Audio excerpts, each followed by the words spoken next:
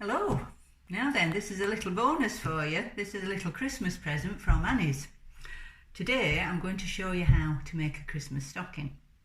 You can do it as fancy as you want, you can quilt it, you can not quilt it, it's up to you. All you need is a sock to make your pattern. So I've got my pattern paper and I've put my sock on it. I've drawn about 2 inches all the way around, but I've made it longer at the top because we're going to turn it over. I don't think you want it much bigger than that, and also what I've taken into consideration, that's 50 centimetres, so you only need ½ metre. So you need ½ metre of your main fabric, you need ½ metre of your lining, and you need ½ metre of 2-ounce wadding. Good old Blue Peter fashion. I've cut 2, this is 2-ounce wadding.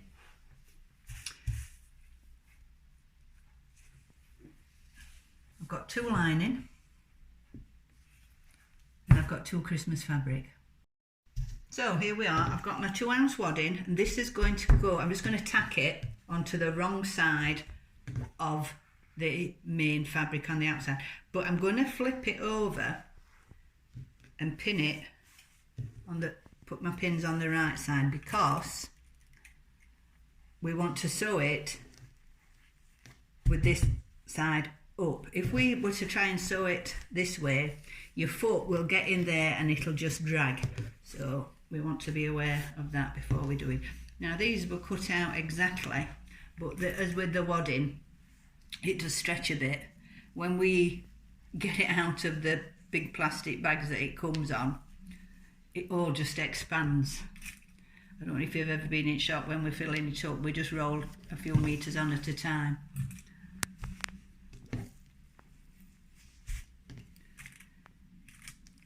Today I'm not going to use my walking foot because I think you can get away with this just on your ordinary machine. And seeing as people might not have got a walking foot, so we'll just see how we go with this, tacking it on. Okay,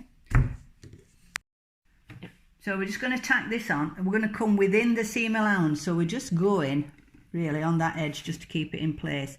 Because we're tacking, we're going to use a bigger stitch, so just move your stitch. As I said, we're only holding it in place. Now this is my ordinary foot, so you can see we're fine. It's only a 2-ounce wadding, doesn't need the walking foot, so we're just going to tack that and the other one all the way around.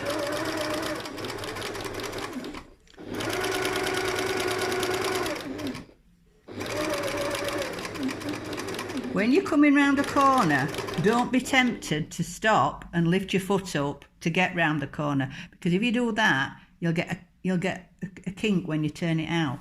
If you put pressure on here as you're coming round, can you see how it's turning? Just with a little bit of pressure on the foot, on the fabric.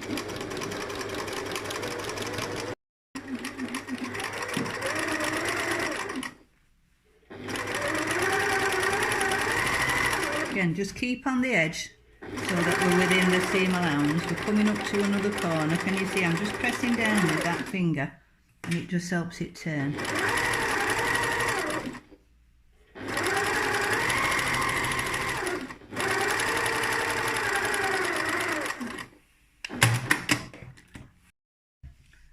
So we're back at the table and we've done both sides. Now this has stretched a bit, it doesn't matter, it will do. So I'm just getting rid of those bits that are overhanging.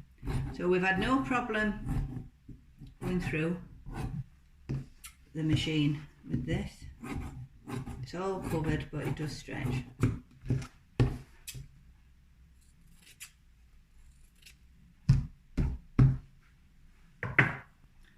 What we're going to do now, get our lining. Attach one lining to the right side of your boot, your sock, your stocking, whatever you want to call it, and we're going to join it here on this top seam. These are so easy to do. You can get your kids helping you. You can have one each. If you're going to put the names on, remember, do any embroidering or sewing now before they've put together. That's that one.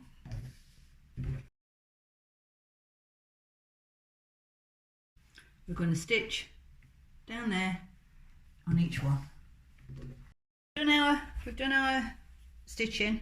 We're on this side. We're just going to press this open now. Don't have it too hot on your other side.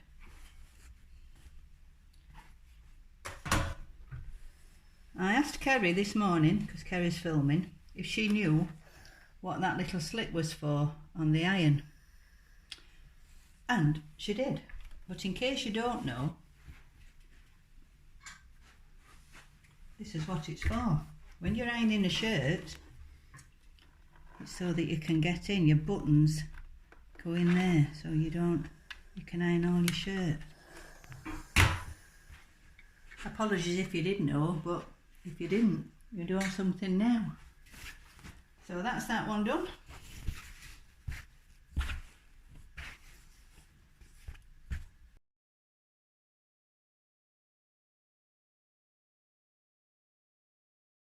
So we've now got two long stockings with a little bit of padding on that side. Now we're going to put right sides together. I like to get these two bits here together and opened flat, so they're not going to be bulky.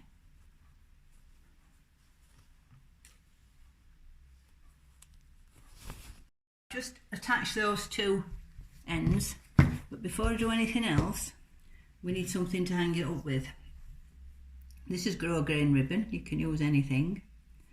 It wants to be on the straight back of this, and I'm intending to turn this over 2 inches, so this needs to be 4 inches down, which is my 2-inch turning, and then obviously that's going to turn to there, so this is where we want our hook.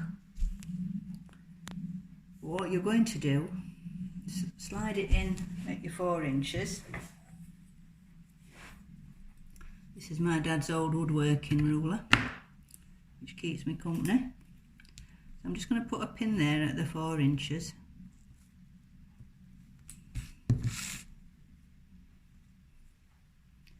Now you're not going to put it in that way, you're going to put it in at an angle. Like so. That's the 4, so I need to actually drop it down so that that's on the 4. Okay?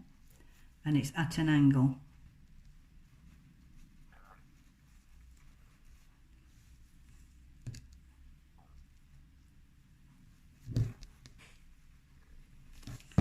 So we're going to pin all the way round, but over here we're going to leave a gap on the straight edge of the lining. Actually, I'm going to put it down here. So we're going to sew from there all the way around and back to there. We're going to back stitch when we start and when we finish. I'm using the number 10 as my seam allowance. We're back stitching there. We're going to go all the way around. When you get to here, make sure that these stay flat.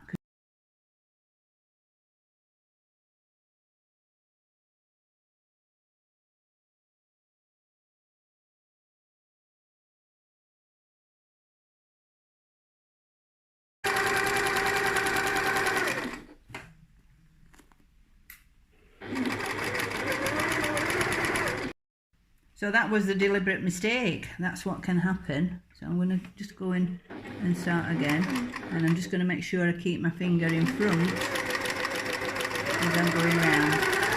It's when it gets caught under there.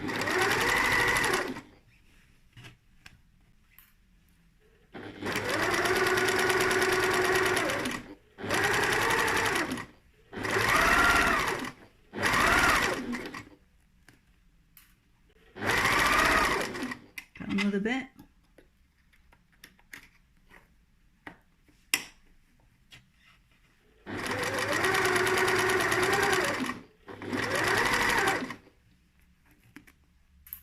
Coming up to this bit, so we want to make sure we've got it level and flat.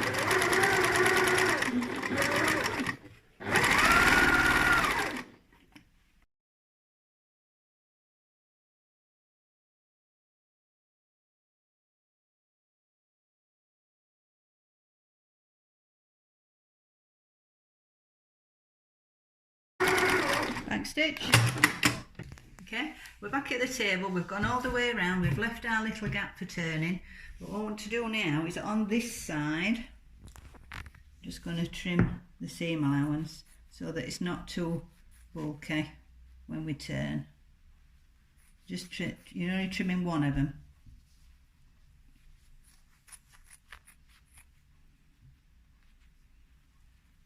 And the top layer, we're just going to do a little V in the corners so that it's got somewhere to go when we turn it through. And on this end, just clip your curves.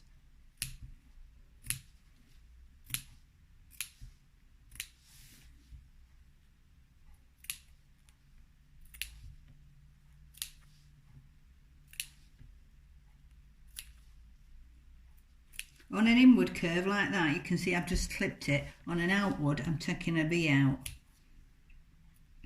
so that when it comes back in, it's got somewhere to go.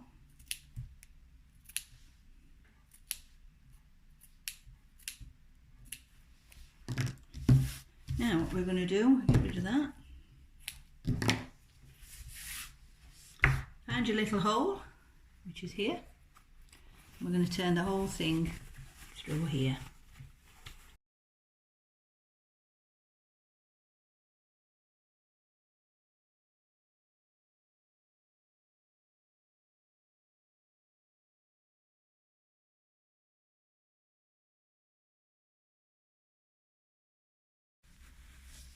I'm just shaping it round. There's a bit of a heel there. Okay. Get my hand out.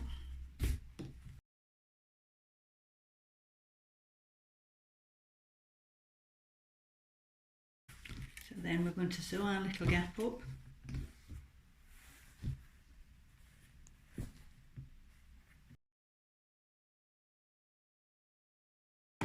You don't need to hand sew this because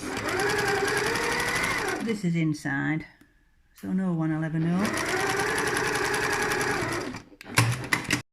This is what it looks like at this point. So now we're going to just open this up and feed that in through. Put the lining inside.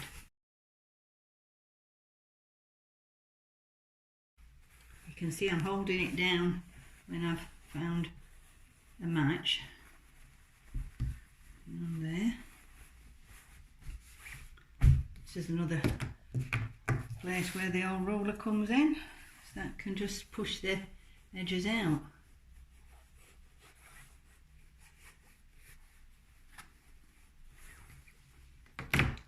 So we've got to there. What we're going to do now is give it a nice little press. These need to be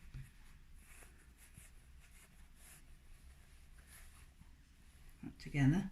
When we've pressed it, we're just going to top stitch around there. We're just going to top stitch this now just to stop it rolling.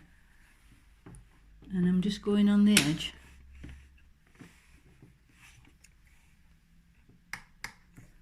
You can have your top stitch a little bigger.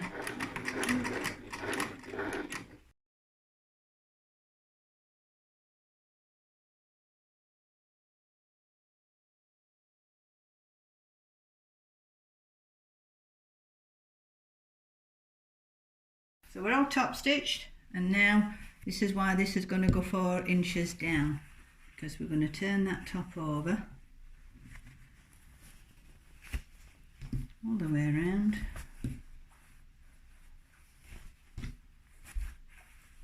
Just turn that over, then it'll hang up.